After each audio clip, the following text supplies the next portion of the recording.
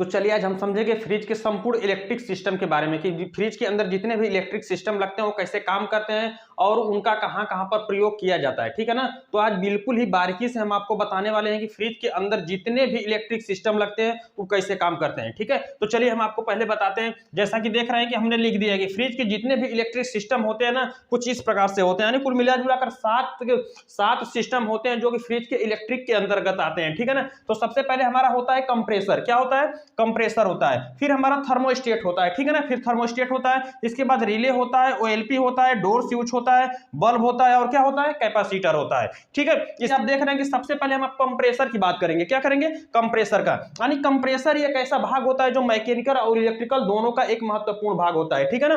तो फ्रिज के अंदर जो कंप्रेसर होते हैं ना वो मैकेनिकल के भी होते हैं और इलेक्ट्रिकल के भी होते हैं। यानी कि मैकेनिकल और इलेक्ट्रिकल के दोनों क्या होते हैं? एक महत्वपूर्ण ही भाग होते हैं। इनमें से अगर कोई भी एक चीज ना रहे तो हमारा फ्रिज क्या होगा? काम नहीं करेगा। ठीक है ना। यानी गैस का भी संचार होता है और इसके अंदर जो होता है इलेक्ट्रिकल चीज इसलिए होता है कि इसके अंदर एक मोटर होती है। क्या होती है? मोटर होती है। और मोटर में क्या होता है? तीन पिने होती है जिनका होता है कॉमन रनिंग स्टार्टिंग ना। इन्हीं पे जब सप्लाई दिया जाता है तो गैस का संचार एक स्थान से दूसरे स्थान पर होने लगता है। तो फ्रिज के अंदर जो कंप्रेसर लगता है ना वो रेसिप्रोकेटिंग कंप्रेसर होता है। इसमें जो लाइनें होती है तीन लाइनें होती है। किसी भी कंप्रेसर में आपको तीन लाइनें मिलेगी। तो सबसे पहले मैं फ्रिज के कंप्रेसर को बता रहा हूं। तो इसमें कितने लाइनें होती है? तीन लाइनें होती हैं। पहला हमारा होता है सक्शन लाइन। सक्शन लाइन का कार्य होता है गैस को क्या करना है? खींचना। ठीक है। सक्शन लाइन से गैस को क्या किया जाता है? खींचा जाता है। और चार्जिंग लाइन से गैस वगैरह चार्ज किया जाता है। और डिस्चार्ज लाइन से गैस हमारी क्या होती है? बाहर होती है। ठीक है जाता है। तो जो सक्शन लाइन और चार्जिंग लाइन होती है ना कंप्रेसर के अंदर जो सक्शन लाइन होती है और चार्जिंग लाइन होती है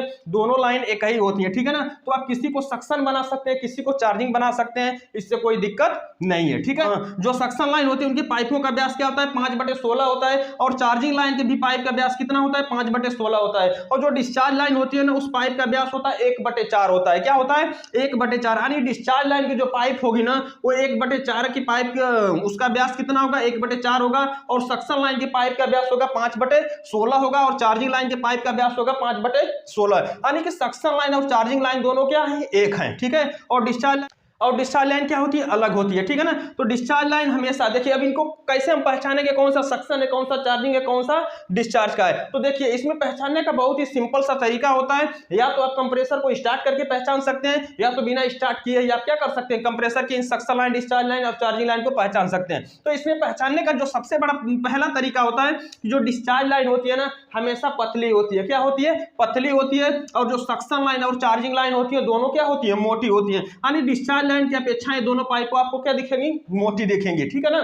तो इसमें सक्शन लाइन और चार्जिंग लाइन दोनों हमेशा मोटी होंगी और डिस्चार्ज लाइन क्या होगी?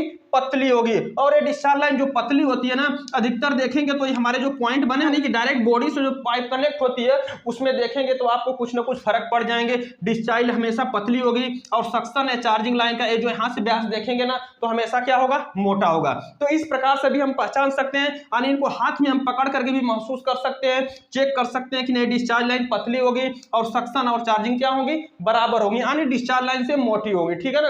अगर ऐसे हमें समझ में नहीं आ रहा है तो हम इन पिनों पर क्या करेंगे? सप्लाई देंगे और जिधर से हवा को खींचेगा वो कौन सी लाइन होगी? सक्शन लाइन होगी। और जिधर से हवा निकलेगी वो कौन सी होगी? डिस्चार्ज लाइन होगी। ठीक है।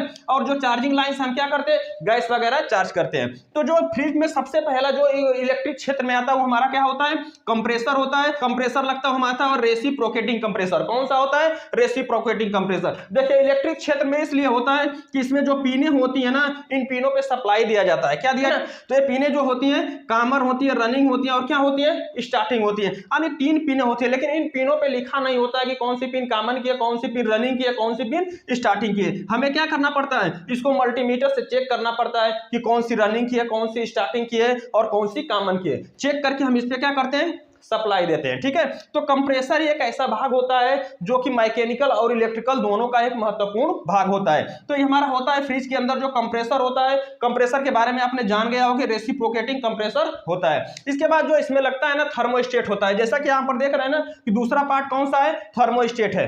देखिए ये हमारा क्या होता है? थर्मोस्टेट होता है। थर्मोस्टेट में आप देखेंगे तो ऐसे पूंछ होती है। क्या होती है? पूंछ होती है जिसमें SO2 गैस भरी होती है। क्या उनसी गैस भरी होती है? SO2 यानी कार्बन डाइऑक्साइड गैस भरी होती है। और इसमें तार जोड़ने के लिए 2 पॉइंट बने होते हैं, जैसा कि आप देख रहे हैं ना, तार जोड़ने के लिए 2 पॉइंट बने होते हैं, किसी से इन करेंगे किसी से आउट करेंगे, इससे कोई दिक्कत नहीं है। और इसमें जो SO2 गैस भरी होती है, जो पूंछ होती है ना, यही पूंछ इवेपोरेटर से क्या होती है, टच होती है। यानी फ्रिज के अंदर जो कूलिंग को कंट्रोल करता है, यानी अधिक कूलिंग से बचाता है फ्रिज को, उसके अंदर जो पार्ट लगता है वो हमारा होता है थर्मोस्टेट होता है, ठीक है ना। वो हमारा वो बेलोज लगती है और क्या लगती है, डायफ्राम लगती है। और इसकी जो पूंछ होती है ना, बेलोज और डायफ्राम से क्या होती है, अटैच होती है। यही जो पूंछ होती है, इसको इवेपोरेटर जो अपना कूलिंग करने वाला जो मैकेनिकल के अंदर जो इवेपोरेटर आता है ना, फ्रीजर आता है, उसी के बॉडी से इसको क्या किया जाता है, टच किया जाता है। और जैसे ही सेटिंग के अनुसार थर्मोस्टेट को जिस पे आप सेट करके रखते हैं, जितने टेम्परेचर पे सेट करके रखते हैं, उससे अधिक अगर फ्रिज के अंदर कूलिंग होती है तो ऑटोमेटिक तरीके से बेलोज में डायफ्राम नाम की पत्ती जो आपको देख रहे हैं ना, स्प्रिंग की तरह दिख रही है,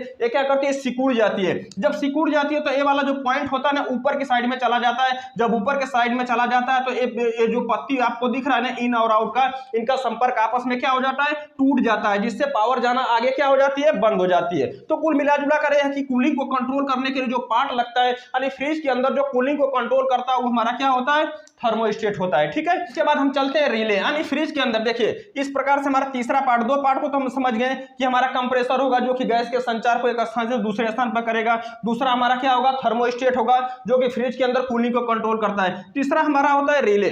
देखिए तो इसमें आपको देख रहे हैं ना, 2 प्रकार के रिले होते हैं फ्रिज के अंदर, 2 प्रकार के रिले रखते हैं। एक होता है पीटीसी रिले, दूसरा होता है ओपन टाइप रिले। क्या होता है, पीटीसी रिले और ओपन टाइप रिले। देखिए रिले का कार्य होता है कंप्रेसर को सुरक्षित तरीके से स्टार्ट करवाना। क्या करना, स्टार्ट करना। इसमें देखेंगे तो कुछ ऐसे पिने होते हैं। जो पीटीसी रिले होते हैं ना, वो 4 प्रकार के होते हैं। 2 पिन, यानी ऐसे जो आपको दिख रहा है ना, ये 2 पिने होंगी, या तो 1 पिने होंगी, या तो जैसे आप देख रहे हैं 3 पिने होंगी, या तो कितना होगी, 4 पिने होगी। इसीलिए जो पीटीसी रिले होते हैं 4 प्रकार के होते हैं। और जो सबसे अधिक प्रयोग किए जाते हैं, 3 वाला होता है और 4 पिन वाला होता है, ठीक है ना। जो सबसे अधिक जो रिले प्रयोग किए जाते हैं वो हमारे 3 पिन वाले होते हैं, और कितना होते हैं, 4 पिन वाले होते हैं। और यहाँ से देखिए 2 छिद्र दिखाई आपको दे रहा है ना, इन्हीं को हम इनके पिनों के अंदर क्या करते हैं, लगा देते हैं। यानी इस रिले को उठा करके हम इन पिने के अंदर लगा देते हैं, तो हमारा कंप्रेसर सुरक्षित तरीके से क्या हो जाता है, स्टार्ट हो जाता है। और इन 2 पॉइंटों पर किसी पे हम क्या करते हैं, सप्लाई दे सकते हैं। अगर ये हमारा रिले लगा हुआ ना, यानी पीटीसी रिले अगर आप लगा कर रखे हैं,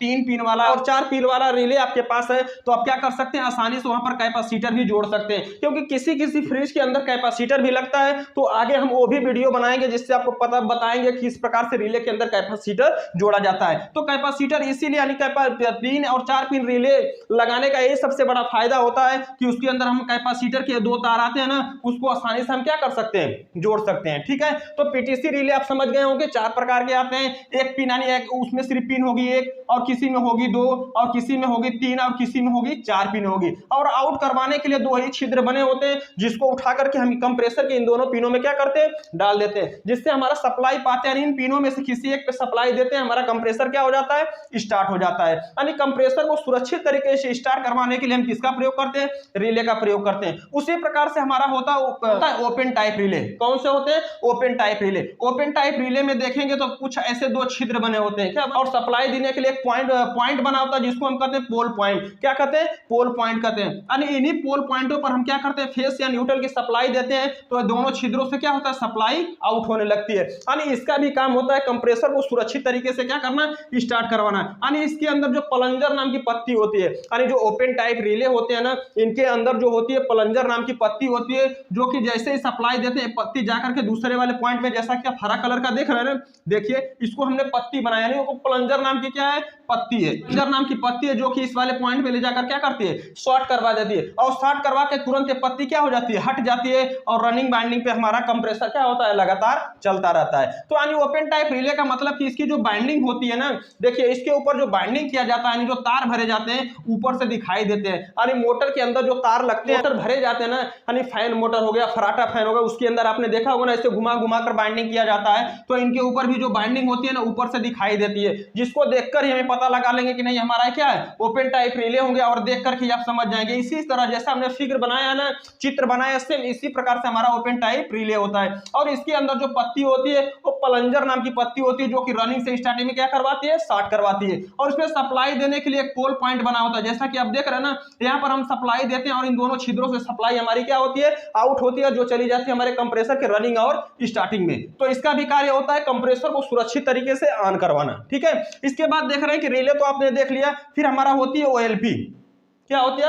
OLP। इसके अंदर जो चौथा पार्ट लगता है वो हमारा OLP। जैसा कि आप देख रहे हैं ना कि हमारी क्या होती है? OLP होती है। OLP का फुल फॉर्म होता है ओवरलोड प्रोटेक्शन। ओवरलोड प्रोटेक्शन यानी आवश्यकता से अधिक करिए हमारा कंप्रेसर। देखिए, अगर आवश्यकता से अधिक हमारा कंप्रेसर अगर चलते चलते क्या होगा? गर्म होगा, तो ये OLP क्या कर देती है? सप्लाई को कट करवा देती है, जिससे हमारा कंप्रेसर सुरक्षित तरीके से क्या हो जाता है? बंद हो जाता है। तो OLP का कार्य हमारा कंप्रेसर चलते चलते आवश्यकता से अधिक गर्म हो रहा है तो OLP क्या करवाती है? कट करवा देती है। तो OLP के अंदर जो पत्ती लगती है ना वो होती है ब्राइमेटलिक स्ट्रिक होती है। क्या होती है? जो कि ब्राइमेटलिक स्ट्रिक होती है, जो कि क्या करती है? इसके हीटिंग को, यानी कंप्रेसर अगर ज्यादा हीट हो जाएगा तो ये क्या कर देती है? ब्राइमेटलिक स्ट्रिक नाम की जो पत्ती होती है वो OLP को क्या करवा देती है? कट करवा देती है, जिससे हमारा कंप्रेसर क्या हो जाता है?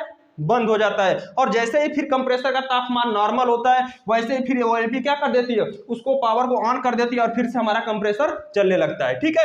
इसके बाद अगला हमारा भाग होता है डोर स्विच। क्या होता है? Door switch. जैसा कि आप देख रहे हैं ना ये डोर स्विच होता है, यानी फ्रिज के अंदर एक स्विच लगती है जिसको क्या कहते हैं? Door switch. यानी जो दरवाजे होते हैं ना उन्हीं के आसपास से स्विच लगी होती है। इसका कार्य होता है कि फ्रिज के अंदर एक बल्ब लगता है, जैसा कि आप देख रहे हैं ना बल्ब लगता है, यानी फ्रिज के अंदर उजाला के लिए एक बल्ब का प्रयोग किया जाता है और इस बल्ब को ऑन ऑफ करने के लिए हम डोर स्विच का प्रयोग करते हैं। किसको करते हैं? डोर स्विच का प्रयोग करते हैं। यानी इस बल्ब जो लगेगा ना, देखिए ये जो बल्ब चलेगा वो हमारे किससे कंट्रोल होगा? डोर स्विच से कंट्रोल होगा। यानी जब हम अपने दरवाजे को खोलते हैं ना, देखिए जब हम अपने फ्रिज के दरवाजे को खोलते हैं तो जो नोब दिख रहा है ना, ऐसा आपको नोब दिखाई दे रहा है, इधर से इन करेंगे दूसरे से क्या कर लेंगे? आउट कर लेंगे। जैसे ही दरवाजे को खोलेंगे ये दोनों पॉइंट जो होता है ना, इन दोनों पॉइंटों पर आकर क्या होता है? चपक जाता है। जैसे ही चपक जाता है सप्लाई एक पॉइंट से दूसरे पॉइंट पे क्या होने लगती है? ऑन होने लगती है। और जैसे इस नोब को दबाएंगे ना तो स्प्रिंग अंदर चली जाती है और ये दो पॉइंट आपस में छोड़ देता है, जिससे इनका संपर्क टूट जाता है और हमारा बल्ब क्या हो जाता है?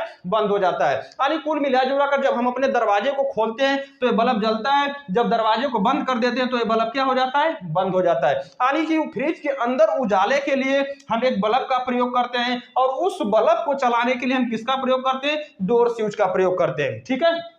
तो आपने देखा होगा कि फ्रिज के अंदर जितने भी पार्ट लगते हैं वो कैसे काम करते हैं और अंदर यही सारे पार्ट होते हैं। यानी सिंगल डोर फ्रिज के अंदर जितने भी आपको दिखाई दे रहे हैं ना ये part compressor, thermostat, relay, OLP, door switch, bulb, capacitor, यानी इतना ही पार्ट होते हैं जो कि हमारे सिंगल डोर फ्रिज के अंदर लगे होते हैं और उनका कार्य क्या क्या होता है हमने आपको विस्तृत से बताया है कि इसमें कैसे काम करते हैं। फिर हम आपको अगला वीडियो में बताएंगे कि ये फ्रिज के अंदर कैसे लगे होते हैं और कहां पर लगे होते हैं और फ्रिज की वायरिंग किस प्रकार से की जाती है और इन पार्टों को चेक कैसे किया जाएगा कि ये सही है कि खराब है। तो से इस वीडियो को अंत तक जरूर देखा होगा तो बड़ी आसानी से समझ गए होंगे कि फ्रिज के इलेक्ट्रिकल सिस्टम कैसे काम करते हैं। तो इस वीडियो से संबंधित कोई भी सवाल और सुझाव हो तो कमेंट बॉक्स में जरूर लिखिएगा। वीडियो देखने के लिए बहुत बहुत धन्यवाद।